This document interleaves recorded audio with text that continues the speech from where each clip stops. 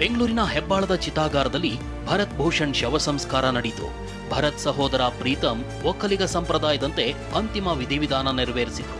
ಅಂತಿಮ ಸಂಸ್ಕಾರದ ವೇಳೆ ಗಂಡನ ಮೃತದೇಹದ ಮುಂದೆ ಕೈ ಮುಗಿದು ನಿಂತ ಪತ್ನಿ ಅಳುವ ದೃಶ್ಯ ಕರುಳು ಕಿವುಚುವಂತಿತ್ತು.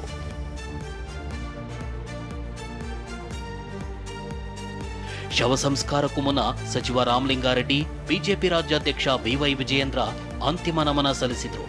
ರಾಜ್ಯಪಾಲ ಗೆಹ್ಲೋಟ್, ಸಿಎಂ ಸಿದ್ದರಾಮಯ್ಯ, ಸಂಸದ ಡಿಕೆ ಸುರೇಶ್, ಕೇಂದ್ರ ಸಚಿವ ಸೋಮಣ್ಣ, ಜೆಡಿಎಸ್ ಯುವ ಘಟಕದ ಅಧ್ಯಕ್ಷ ನಿಖಿಲ್ ಕುಮಾರಸ್ವಾಮಿ, ನಿರ್ಮಲಾನಂದನಾಥ ಶ್ರೀ, ಹಿರಿಯ ನಟ ಅವಿನಾಶ್ ಸೇರಿ ಹಲವು ಗಣ್ಯರು ಭರತ್ ಭೂಷಣ್ ಪಾರ್ಥಿವ ಶರೀರದ ಅಂತಿಮ ದರ್ಶನ ಪಡೆದುಕೊಂಡರು.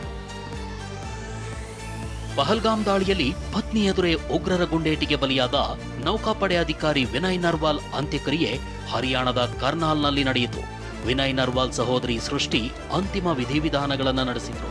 ಅಣ್ಣನ ಚಿತೆಗೆ ಒಲ್ಲದ ಮನಸ್ಸಿನಿಂದಲೇ ಕೊಳ್ಳಿಯಿಟ್ಟ ಸಹೋದರಿ ದುಃಖ ತಡೆಯಲಾಗದೆ ಗಳಗಳನೆ ಅತ್ತು ಬಿಟ್ರು.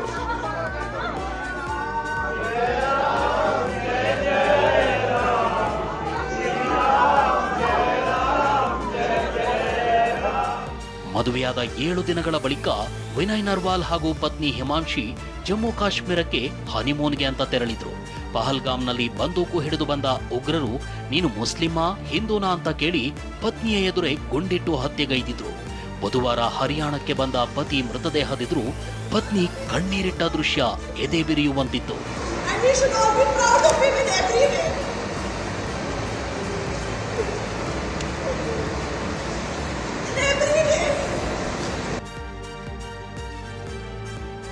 ಭಯೋತ್ಪಾದಕರ ಗುಂಡೇಟಿಗೆ ಉಸಿರು ಚೆಲ್ಲಿದ ಉತ್ತರ ಪ್ರದೇಶ ಮೂಲದ ಶುಭಂ ದ್ವಿವೇದಿ ಅಂತ್ಯ ಸಂಸ್ಕಾರ ನೆರವೇರಿಸಲಾಗಿದೆ. ಯುಪಿ ಸಿಎಂ ಯೋಗಿ ಆದಿತ್ಯನಾಥ್ ಶುಭಂ ದ್ವಿವೇದಿ ಪಾರ್ಥಿವ ಶರೀರದ ಅಂತಿಮ ದರ್ಶನ ಪಡೆದುಕೊಂಡರು. ಪಾಪಿಗಳ ಕೃತ್ಯದಿಂದಾಗಿ ಗಂಡನನ್ನ ಕಳೆದುಕೊಂಡ ಶುಭಂ ಪತ್ನಿ ಈಶಾನ್ಯ ಇನ್ನೂ ಶಾಕ್ನಿಂದ ಹೊರಬಂದಿಲ್ಲ. ಫೆಬ್ರವರಿ 12ರಂದು ಈಶಾನ್ಯಳನ್ನ ವಿವಾಹವಾಗಿದ್ದ ಶುಭಂ ಜಮ್ಮು ಕಾಶ್ಮೀರಕ್ಕೆ ಪ್ರವಾಸಕ್ಕೆ ತೆರಳಿದ್ರು.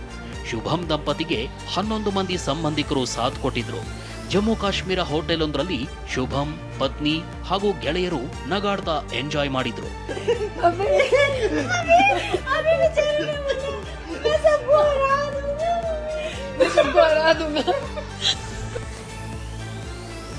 ಉಗ್ರರ ದಾಳಿ ಹಿನ್ನೆಲೆ ಜಮ್ಮು ಕಾಶ್ಮೀರಕ್ಕೆ ತೆರಳಿದ್ದ ಸಚಿವ ಸಂತೋಷ್ ಲಾಡ್ ಶ್ರೀನಗರದಿಂದ 178 ಕನ್ನಡಿಗರನ್ನ ಸುರಕ್ಷಿತವಾಗಿ ತಾಯ್ನಾಡಿಗೆ ಕರೆತಂದಿದ್ದಾರೆ. ರಾಜ್ಯಕ್ಕೆ ಮರಳಿದ ಕನ್ನಡಿಗರು ಜಮ್ಮು ಕಾಶ್ಮೀರದಲ್ಲಿ ತಮಗಾದ ಭಯಾನಕ ಅನುಭವವನ್ನ ಬಿಚ್ಚಿಟ್ಟಿದ್ದಾರೆ. ಭಯ ಅನ್ನಿಸ್ತು, ಒಂಥರ ಪ್ಯಾನಿಕ್ ಆಯಿತು. ಎಸ್ಪೆಷಲಿ ನಾವು ಫ್ಯಾಮಿಲಿ ಹೋಗಿದ್ವಿ, ಕಿಡ್ಸ್ ಇದ್ದಾರೆ, ಇವರಿದ್ದಾಗೆ ಅದನ್ನು ನೋಡಿಬಿಟ್ಟು ಇವರು ಮಕ್ಕಳು ಎಲ್ಲ ಕೂಡ ಒಂಥರ ಭಯಪಟ್ಟರು. ನಂತರ ನಮ್ಮ ನೆಕ್ಸ್ಟ್ ಏನು ಮಾಡೋದು, ಯಾಕಂದ್ರೆ ನೆಕ್ಸ್ಟ್ ಡೇ ನಮ್ಗೆ ಅದೇ ಪಹಲ್ಗಾಮ್ಗೆ ಪ್ಲ್ಯಾನ್ ಇತ್ತು, ಅದೇ ಸೇಮ್ ವ್ಯಾಲಿಗೆ ಎಲ್ಲ ನಮ್ಮ ಟೂರು ಆರ್ಗನೈಸ್ ಆಗಿತ್ತು. ಬಟ್ ನೆಕ್ಸ್ಟ್ ಡೇ ನಾವು ಕ್ಯಾನ್ಸಲ್ ಮಾಡಿದ್ವಿ. ಆ್ಯಕ್ಚುಲಿ ಅಲ್ಲೂ ಕೂಡ ಬಂದಾಗಿತ್ತು, ನಾವು ಕ್ಯಾನ್ಸಲ್ ಮಾಡಿಬಿಟ್ಟು ರೂಮಲ್ಲೇ ಇದ್ವಿ.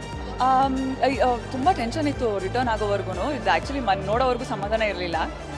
ಅಟ್ಲೀಸ್ಟ್ ನೆನ್ನೆ ಇವತ್ತು ಬೆಳಗ್ಗೆ ಟೇಕ್ ಆಫ್ ಆದಮೇಲೆ ಒಂದು ರೀತಿ ನಿಟ್ಟುಸಿರು ಬಿಟ್ಟಿದ್ದಾಯಿತು. ನ್ಯಾಚುರಲಿ ಅವ್ರು ಬರೋರ್ಗೂ ತುಂಬ ಟೆನ್ಷನ್, ಯಾಕೆಂದರೆ ಹೋಗಿರೋದು ಎಲ್ಲ ದೊಡ್ಡವರು, ಮನೆ ದೊಡ್ಡವರೆಲ್ಲ ಹೋದಾಗ ನಾವು ಯಾರೂ ಇಲ್ವಲ್ಲ, ಅಲ್ಲಿ ಏನಾದರೂ ಸಮಯ ಬೇಕಾದರೆ ಅನ್ನೋದು ತುಂಬ ಕಾಡ್ತು. ಅಲ್ಲಿ ಇದು ಅಟ್ಯಾಕ್ ಆಗಿದೆ ಅಂತ ಗೊತ್ತಾಯಿತು. ಅವಾಗಷ್ಟು ಸಿವಿಯರಿಟಿ ನಮ್ಗೆ ಗೊತ್ತಿರಲಿಲ್ಲ ಅದ್ರ ಬಗ್ಗೆ. ಹೋಟೆಲಲ್ಲಿ ರೂಮಿಗೆ ಬಂದಾಗ ನೋಡಿದಾಗ ಅವಾಗ ತುಂಬ ಭಯ ಅನಿಸ್ತು.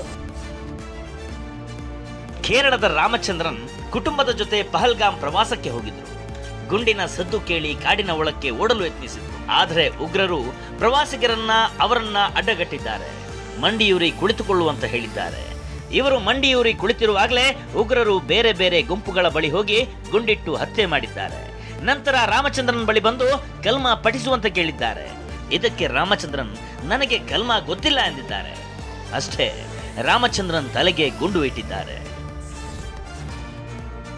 ಕಾಶ್ಮೀರದ ಪಹಲ್ಗಾಮ್ನಲ್ಲಿ ಸ್ಥಳೀಯ ವ್ಯಾಪಾರಿ ಸಾಜದ್ ಮಂಜುನಾಥ್ ಪುತ್ರ ಅಭಿಜಯನನ್ನ ಹೆಗಲ ಮೇಲೆ ಹೊತ್ತು ತರುವ ಮೂಲಕ ರಕ್ಷಣೆ ಮಾಡಿದರು. ಸಾಜದ್ ಮಾನವೀಯತೆ ಮೆರೆದ ದೃಶ್ಯ ಎಲ್ಲೆಡೆ ಪ್ರಶಂಸೆಗೆ ಗುರಿಯಾಗಿದೆ. ಉಗ್ರರ ಗುಂಡಿನ ದಾಳಿ ಮಧ್ಯೆಯೂ ಅಭಿಜಯನನ್ನ ರಕ್ಷಣೆ ಮಾಡಿದ ಬಗ್ಗೆ ಮಾತನಾಡಿದ ಸಾಜದ್, ಪ್ರವಾಸಿಗರಲ್ಲದೆ ನಮ್ಮ ಜೀವನ ಅಪೂರ್ಣ. ಪ್ರವಾಸಿಗರ ಆಗಮನದಿಂದಲೇ ನಮ್ಮ ಮನೆ ಬೆಳಗುತ್ತೆ. ಧರ್ಮಕ್ಕಿಂತ ಮಾನವೀಯತೆ ಮುಖ್ಯ ಎಂದಿದ್ದಾರೆ. वो जो उनका बेटा था, मैंने उनको अपने कंधे पे लेके यहाँ हॉस्पिटल तक पहुँचाया है सर। हमको देखा, हमारे आंखों में आंसू में, हम अब उनको रिक्वेस्ट करते हैं कि हमको अकेला मत छोड़े, क्योंकि आप जब लोग आते हैं तो हमारे घरों में चिराग जलते हैं। आप हमको कश्मीरी को आप मत छोड़े, अकेला मत छोड़े। आप हमारे भाई, हम हिंदुस्तानी हैं, आपके बिना हमारे ಒಬ್ಬೊಬ್ಬ ಉಗ್ರರನ್ನು ಭಾರತ ಹುಡುಕಿ ಹಿಡಿದು ಕಠಿಣವಾಗಿ ಶಿಕ್ಷಿಸಲಿದೆ. ಭಯೋತ್ಪಾದಕರು ಮತ್ತು ಅವರ ಬೆಂಬಲಿಗರಿಗೆ ಭಾರತ ಎಂಥ ಕಠಿಣ ಶಿಕ್ಷೆ ಕೊಡಲಿದೆ ಅನ್ನೋದನ್ನ ನಿಮ್ಮ ಊಹೆಗೂ ಮೀರಿದ್ದು ಅಂತ ಪ್ರಧಾನಿ ಮೋದಿ ಉಗ್ರರಿಗೆ ಖಡಕ್ ಎಚ್ಚರಿಕೆ ನೀಡಿದ್ದಾರೆ. ವಿಧಾನಸಭಾ ಚುನಾವಣೆಗೆ ಸಜ್ಜಾಗಿರುವ ಬಿಹಾರದಲ್ಲಿ ಮಧುಬನಿಯಲ್ಲಿ ನಡೆದ ಬಿಜೆಪಿ ಸಮಾವೇಶದಲ್ಲಿ ಭಾಷಣ ಮಾಡಿದ ಮೋದಿ ಉಗ್ರರಿಗೆ ಎಚ್ಚರಿಕೆ ನೀಡಿದ್ದಾರೆ. मैं बहुत स्पष्ट शब्दों में कहना चाहता हूं,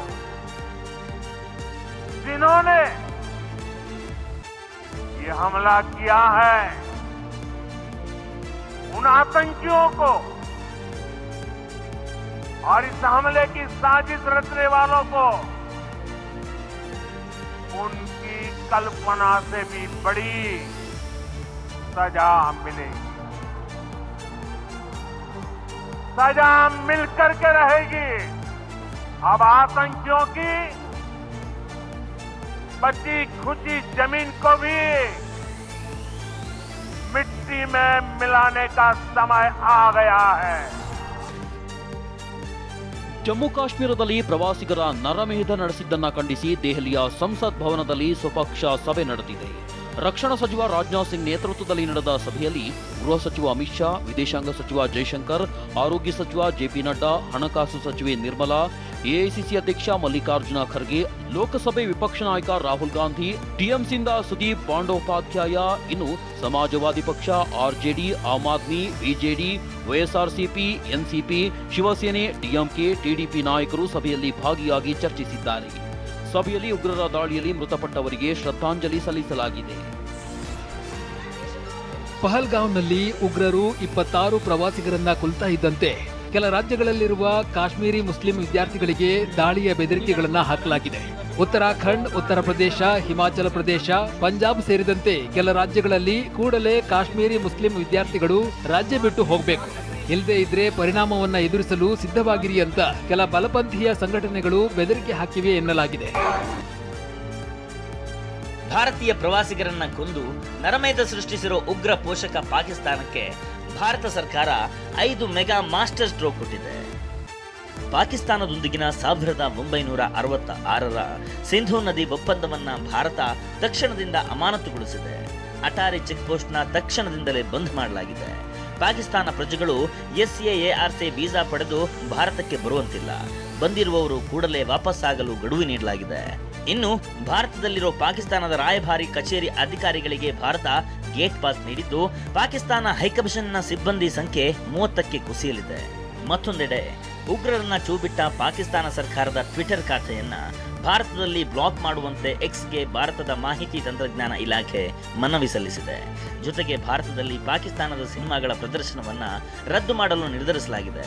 ಪಾಕ್ ನಟ ಫವಾದ್ ಖಾನ್ ನಟಿಸಿರುವ ಇದೇ ಮೇ 9ರಂದು ಭಾರತದಲ್ಲಿ ಬಿಡುಗಡೆಯಾಗಬೇಕಿರೋ ಅಬೀರ್ ಗುಲಾಲ್ ಚಿತ್ರಕ್ಕೆ ಅನುಮತಿ ನೀಡಲಾಗಲ್ಲ ಎನ್ನಲಾಗಿದೆ. ಭಾರತದ ರಾಜತಾಂತ್ರಿಕ ಕ್ರಮಕ್ಕೆ ಪಾಕಿಸ್ತಾನ ಪ್ರತೀಕಾರ ತೆಗೆದುಕೊಂಡು ಉದ್ದಟತನ ಪ್ರದರ್ಶಿಸಿದೆ. ಶಿಮ್ಲಾ ಒಪ್ಪಂದ ಸೇರಿ ಎಲ್ಲ ದ್ವಿಪಕ್ಷೀಯ ಒಪ್ಪಂದಕ್ಕೆ ಪಾಕಿಸ್ತಾನ ತಡೆ ನೀಡಿದೆ. ಭಾರತೀಯರಿಗೆ ನೀಡಿರುವ ವೀಸಾ ರದ್ದುಗೊಳಿಸಿದ ಪಾಕ್ ಸಾರ್ಕ್ ವೀಸಾ ರಿಯಾಯಿತಿ ಯೋಜನೆಯಡಿ ವೀಸಾ ರದ್ದುಗೊಳಿಸಿದೆ. ಪಾಕ್ ತೊರೆಯಲು ಭಾರತ ಮೂಲದ ಸಿಖ್ಖರಿಗೆ 24 ಗಂಟೆಗಳ ಗಡುವು ನೀಡಿದೆ. ಇನ್ನು ಇಸ್ಲಾಮಾಬಾದ್ನಲ್ಲಿರೋ ಭಾರತೀಯ ರಕ್ಷಣಾ ನೌಕಾಪಡೆಯ ಸಲಹೆಗಾರರು ಪಾಕಿಸ್ತಾನ ತೊರೆಯಬೇಕು. ಭಾರತೀಯ ರಾಯಭಾರ ಕಚೇರಿ ಸಿಬ್ಬಂದಿ ಸಂಖ್ಯೆ 30ಕ್ಕೆ ಇಳಿಸಬೇಕಂತ ಸೂಚಿಸಿದೆ. ಭಾರತ ಸಿಂಧು ನದಿ ಒಪ್ಪಂದ ಸ್ಥಗಿತಗೊಳಿಸಿರೋದ್ರಿಂದ ಪಾಕಿಸ್ತಾನದ ಜೀವನಾಡಿಗೆ ಕತ್ತರಿ ಬೀಳಲಿದೆ. ಇದರಿಂದ ಉಗ್ರ ಪೋಷಕ ಪಾಕಿಸ್ತಾನ ದಾಹದಿಂದ ವಿಲವಿಲ ಒದ್ದಾಡಲಿದೆ. ಪಾಕಿಸ್ತಾನದ 80% ಕೃಷಿ ಭೂಮಿ ಸಿಂಧು ನದಿ ನೀರಿನ ಮೇಲೆ ಅವಲಂಬಿತವಾಗಿದ್ದು 16 ಮಿಲಿಯನ್ ಹೆಕ್ಟರ್ ಕೃಷಿಗೆ ಸಿಂಧೂ ನೀರು ಬೇಕಿದೆ. ಈಗ ಭಾರತ ಸಿಂಧು ಒಪ್ಪಂದ ಮುರಿದಿದ್ರಿಂದ ಪಾಕಿಸ್ತಾನದ ಕೃಷಿ ಆಹಾರ ಭದ್ರತೆಗೆ ಧಕ್ಕೆಯಾಗಲಿದೆ. ಇದು ಪಾಕಿಸ್ತಾನದ ಜಿಡಿಪಿ 25%ಗೆ ಹೊಡೆತ ಕೊಡಲಿದೆ. ಸಿಂಧು, ಜೀಲಂ, ಚಿನಾಬ್ ನದಿಗಳಿಂದ ವಾರ್ಷಿಕ 99 ಬಿಲಿಯನ್ ಕ್ಯೂಬಿಕ್ ಮೀಟರ್ ನೀರು ಪಾಕ್ಗೆ ಹೋಗ್ತಿರೋದು ಕಡಿತವಾದರೆ ಗೋಧಿ, ಅಕ್ಕಿ, ಕಬ್ಬು, ಹತ್ತಿಯಂತಹ ಬೆಳೆಗಳ ಇಳುವರಿ ಕುಸಿಯಲಿವೆ. ಇದರಿಂದ ಆಹಾರ ಕೊರತೆ, ಗ್ರಾಮೀಣ ಆರ್ಥಿಕ ಅಸ್ಥಿರತೆಗೆ ಕಾರಣವಾಗಬಹುದು. ಪಾಕಿಸ್ತಾನದ ನೀರಿನ ಸಂಗ್ರಹದ ಸಾಮರ್ಥ್ಯವು ಕುಸಿಯಲಿದೆ. ಜೊತೆಗೆ ಪಾಕ್ನ ಜಲವಿದ್ಯುತ್ ಯೋಜನೆಗಳಿಗೆ ಸಿಂಧು ನದಿ ನೀರಿನ ಕಡಿತ ಹೊಡೆತ ನೀಡಲಿದೆ. ಕಾಶ್ಮೀರದಲ್ಲಿ ಪ್ರವಾಸಿಗರ ಮೇಲೆ ಉಗ್ರರ ದಾಳಿಯನ್ನ ಖಂಡಿಸಿ ದೆಹಲಿಯಲ್ಲಿರುವ ಪಾಕಿಸ್ತಾನದ ಹೈಕಮಿಷನ್ ಕಚೇರಿ ಮುಂದೆ ಪ್ರತಿಭಟನೆ ನಡೆದಿದೆ. 100 ಜನ ಸೇರಿ ಪಾಕ್ ವಿರುದ್ಧ ಘೋಷಣೆ ಕೂಗಿ ಪಾಕಿಸ್ತಾನದ ವಿರುದ್ಧ ಕಠಿಣ ಕ್ರಮಕ್ಕೆ ಆಗ್ರಹಿಸಿದರು. ಪೊಲೀಸರು ಪ್ರತಿಭಟನಾಕಾರರನ್ನ ವಶಕ್ಕೆ ಪಡೆದರು.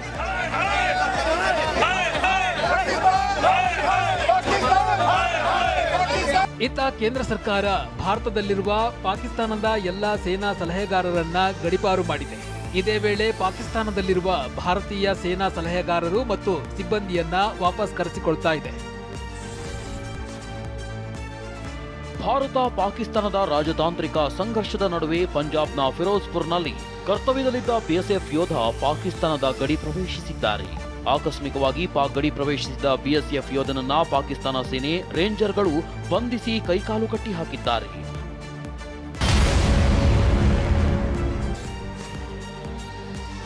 ರಾಹುಲ್ ಗಾಂಧಿ ಪ್ರತಿ ಬಾರಿ ವಿದೇಶಕ್ಕೆ ಹೋದಾಗ ಉಗ್ರರ ದಾಳಿ ನಡೆಯುತ್ತೆ ಅಂತ ವಿವಾದಾತ್ಮಕ ಪೋಸ್ಟ್ ಮಾಡಿರುವ ಬಿಜೆಪಿ ಐಟಿ ಸೆಲ್ ವಿರುದ್ಧ ಎಫ್ಐಆರ್ ದಾಖಲಾಗಿದೆ. ಕೆಪಿಸಿಸಿ ಕಾನೂನು ಘಟಕದ CM Dhananjaya BJP IT cell ವಿರುದ್ಧ ದೂರು ನೀಡಿದ್ದಾರೆ. ರಾಹುಲ್ ವಿರುದ್ಧ ಸುಳ್ಳು ಸುದ್ದಿ ಹರಡಿ ಘನತೆಗೆ ಧಕ್ಕೆ ತರಲು ಯತ್ನಿಸಲಾಗುತ್ತಿದೆ ಎಂದು ಧನಂಜಯ ದೂರಿನಲ್ಲಿ ಉಲ್ಲೇಖಿಸಿದ್ದಾರೆ.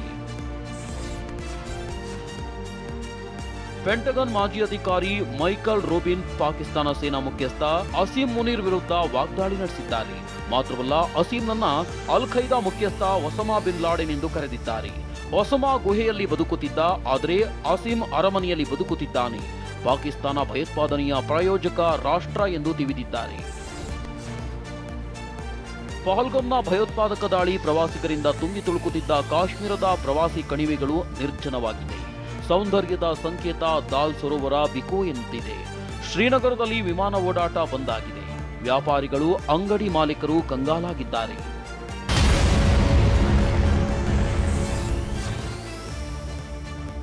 ಭಯೋತ್ಪಾದಕ ದಾಳಿಯ ಹೊರತಾಗಿಯೂ ಜಮ್ಮು ಮತ್ತು ಕಾಶ್ಮೀರದ ಮಾಜಿ ಮುಖ್ಯಮಂತ್ರಿ ಫಾರೂಕ್ ಅಬ್ದುಲ್ಲಾ ಪ್ರವಾಸಿಗರು ಕಾಶ್ಮೀರಕ್ಕೆ ಬರುವುದನ್ನು ನಿಲ್ಲಿಸಬೇಡಿ ಎಂದು ಮನವಿ ಮಾಡಿದ್ದಾರೆ.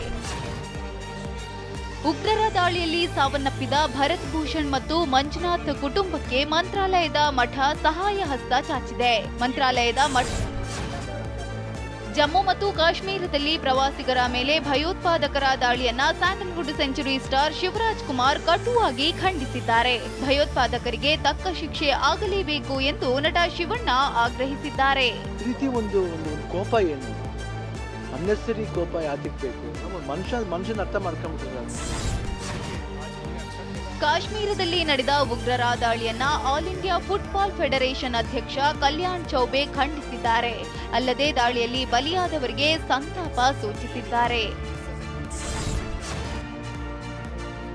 Team India head coach Gautam ಗಂಭೀರ್ಗೆ ಐಸಿಸ್ ಹೆಸರಿನಲ್ಲಿ ಕೊಲೆ ಬೆದರಿಕೆ ಬಂದಿದೆ. ನಿನ್ನನ್ನ ಕೊಲೆ ಮಾಡುತ್ತೇನೆ ಎಂದು ಬೆದರಿಕೆ ಬಂದಿದೆ.